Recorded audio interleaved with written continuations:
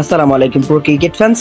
দর্শক, গতকালকে পাকিস্তানের বিপক্ষে নিউজিল্যান্ডের বি দলটা কিন্তু দুর্দান্ত জয় পেয়েছে এবং চতুর্থ টি-20তে পাকিস্তানকে 4 রানে হারিয়ে সিরিজে এগিয়ে গেল নিউজিল্যান্ড।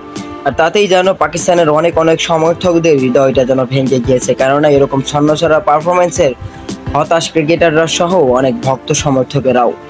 মূলত নিউজিল্যান্ডের বিপক্ষে পাকিস্তান চতুর্থ টি-20তে মাঠে নেমে নিউজিল্যান্ড প্রথমে ব্যাটিং করতে নেমে নির্ধারিত 20 ওভারে 178 রানের সংগ্রহ দাঁড় করায় পাকিস্তানের সামনে, যেখানে দুর্দান্ত ব্যাটিং করেছিলেন টিম রবিনসন। 36 বলে 51 রানের একটা দারুণ ইনিংস খেলেছিলেন।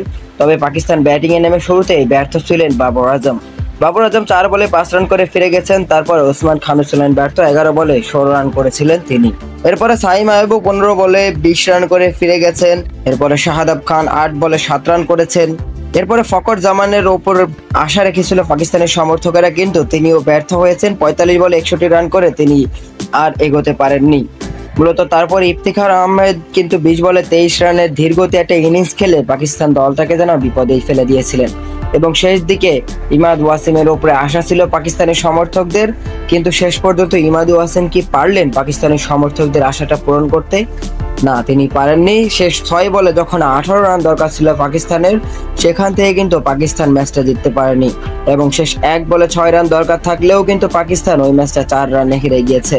ইমাদ ওয়াসিম যেন পেরেও পারলেন না, তিনি ম্যাচটা জেতাতে গিয়েও জেতাতে পারলেন না। আর সেখানে অনেক অনেক সমর্থকেরা সহ পাকিস্তানের অনেক ক্রিকেটাররাও কিন্তু পুরোপুরিভাবে হতাশ হয়েছে। আর নিউজিল্যান্ডের এই বি দলটার কাছে এইভাবে ম্যাচ হারবে এটা কখনোই কল্পনা করেনি পাকিস্তান। তাই তো পাকিস্তান এবং নিউজিল্যান্ডের 5 ম্যাচের টি-20 সিরিজে 2-1 এগিয়ে গেল নিউজিল্যান্ড। এবং নিউজিল্যান্ড যদি পরের ম্যাচটা জেতে তাহলে অবশ্যই নিউজিল্যান্ড কিন্তু সিরিজটা জিতে গেল, আর যেখানে অনেক বড় লজ্জায় পড়তে হতে পারে পাকিস্তানি ক্রিকেটারদের।